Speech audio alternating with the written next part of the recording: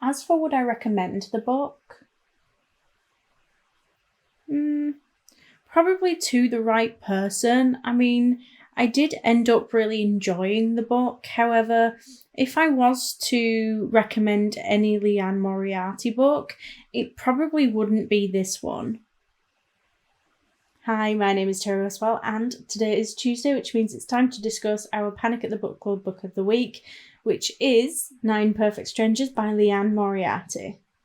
If you like romance, fantasy, or even thriller, basically anything fiction book related, then I suggest you head on over to the channel's intro video where you can find out more information on how you can take part in this online book club. We list the next 4 books down below and on TikTok along with the discussion dates. That way you can choose the genre that best suits you and the best time frame to read it in. We also accept your book feedback in a wide manner of ways. Post your comment below a video, send in a voice note, or even send me a short video clip of you discussing the book. Alternatively, you could just send me a direct message on Instagram. One house, 9 strangers, and 10 days that will change everything. The resort at Health and Wellness Centre Tranquillum House promises total transformation.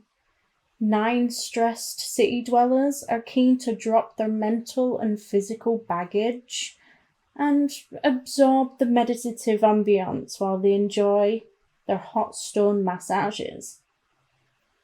Miles from anywhere and without cars or phones, there's no way to reach the outside world.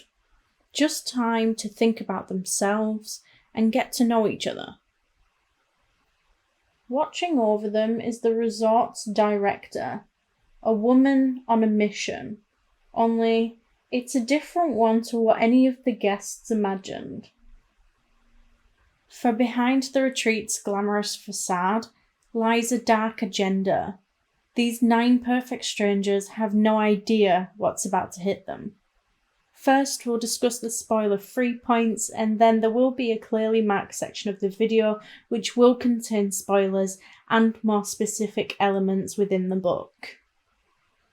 First off, the chapter lengths were fine. I mean, some of them were a little on the lengthy side, but for the most part they were a 20-minute or so read. I put a little bit too much on.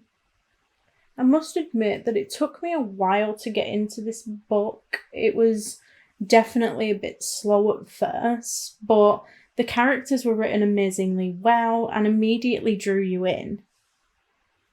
I'm not usually a big fan of books with multiple perspectives, and I do prefer books that are in first person, so perhaps that is where this book lost me a little.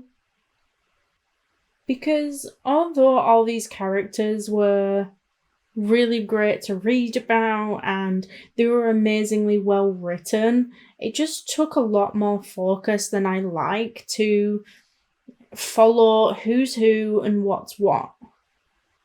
I did reach a point where I started to get a little concerned that nothing was happening in this book, but by the time that I thought that, things really did start to amp up. But yeah, I would say that things were definitely a lot more interesting in the last half of this book than it was in the beginning. So if you're someone who doesn't mind a slower start to a book, then this book might be for you, because the last half definitely did make up for it. It was funny, yet tense and suspenseful, and it discussed a lot of really important topics. Now to the spoiler warning portion of my video, where I suggest that if you haven't read this book yet, go and read it first, because beyond this point there will definitely be spoilers. I'll give you a quick minute to click off the video, maybe click onto one of my other videos, or, whatever. Are you gone yet? Good. Now to the nitty-gritty. I'm not gonna lie, until everyone started freaking out that they'd been slipped drugs in their smoothies, I honestly thought that this book was going to be a lost cause. I went through a roller coaster of emotions with this book because I really was enjoying it at first, I loved Frances. I thought she was funny yet relatable in so many ways. I mean, this woman screaming at the side of a road and licking a chocolate bar wrapper in the hopes of getting some remaining chocolate when life stresses hit hard. This woman could be my spirit animal. And as you get introduced to more and more, you get an amazing picture of this diverse group of people who have quite a range of personal issues. Frances is struggling to sell her latest book while going through a breakup from a scam relationship. And Zoe and her overbearing parents are grieving the loss of her brother.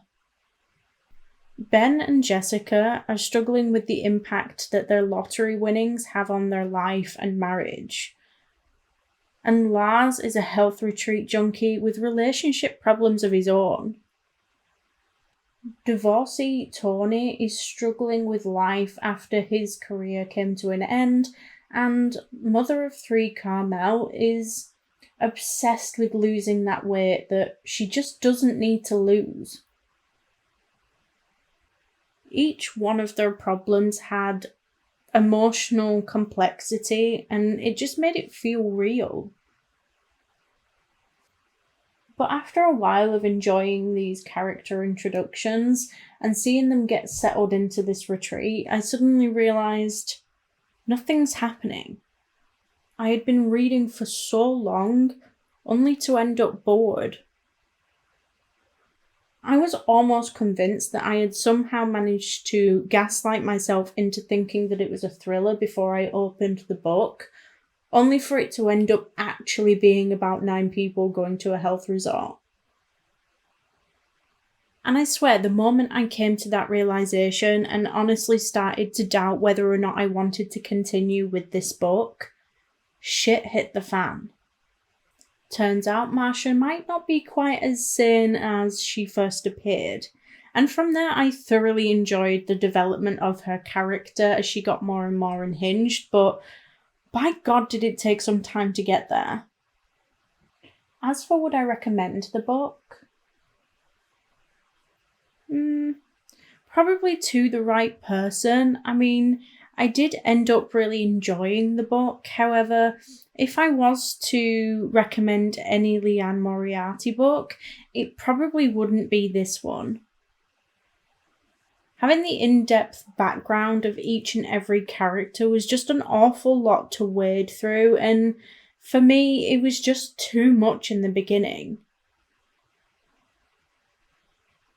Like, if you can make it to that 50% mark, the ending does make up for it, but I just wouldn't consider this a particularly small book, and I just feel like some of that building in the beginning could have been left out.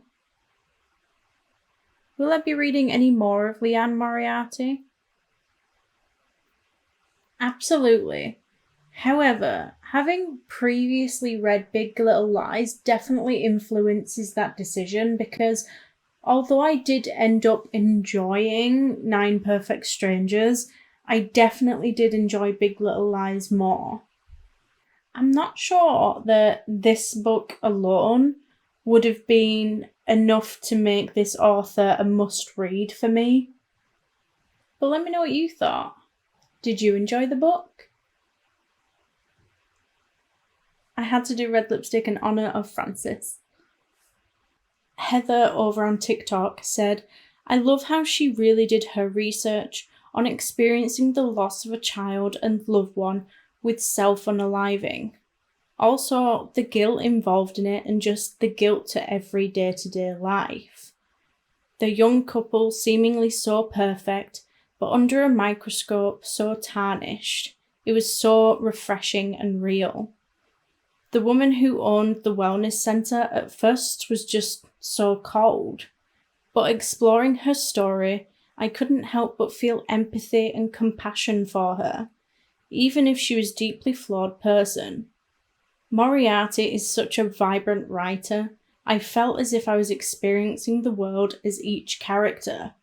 I'm not a fan of the lawyer character, the woman who felt like she wasn't good enough for anyone and needed to lose weight. Everything resonated with my own experience, and I really think that everyone will find a character they personally relate to, if not all of them. Each character was expertly written, and the story so masterfully crafted that Moriarty has earned a spot on my list of favourite authors. Definitely read the book before watching the series on Hulu. Nicole Kidman is such a metamorphic actress that it's impossible to imagine anyone else in the role, but her character in the book is simply superior. Because you're invited to each character's most personal thoughts, feelings, and motivations, and it doesn't translate on screen very well. I read this last year and it was just so good. I loved the ending and couldn't imagine a more perfect conclusion. Heather, I completely agree. Although I do tend to prefer books that are faster paced, this one was amazingly well written and the characters had such depth to them. Next week we're discussing Happy Place by Emily Henry, so don't forget to get your comments and thoughts in by Monday the 29th of April at the latest to be a part of the discussion. You can now do this on YouTube, TikTok or Instagram. Following week there'll be no Panic at the Book Club, however we will be picking right back up on the 14th of May with Bride by Ali Hazelwood. But don't forget, if you do need a little bit longer to read a book, we do now list the next 4 books down below and on TikTok, along with the discussion dates. That way you can choose the genre that best suits you and the best time frame to read it in. Thank you all for joining, and if you like this video, please don't forget to like and subscribe. It is always appreciated, and I will see you next week. Bye.